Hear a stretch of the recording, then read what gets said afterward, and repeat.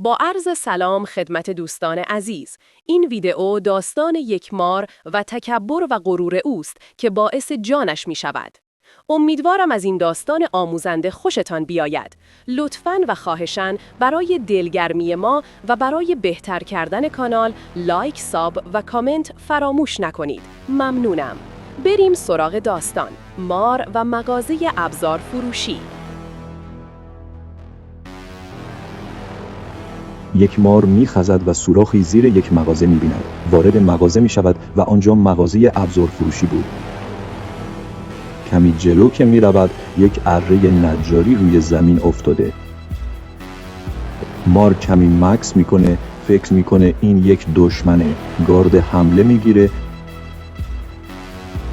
وقتی می‌بیند از اون خبری نشد، به او حمله می‌کند و دندان‌های نیش خود را به اره می‌زند. این کار باعث زخمی شدن دهن مار می شود.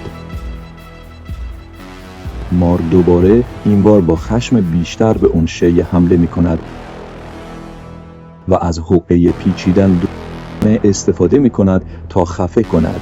وقتی دور اره می پیچد، تیغ اره وارد بدن مار می شود.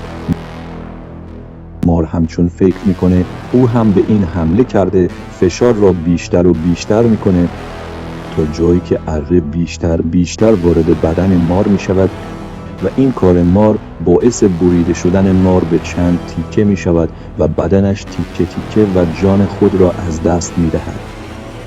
آیا این داستان شبیه به زندگی ما انسان ها نیست؟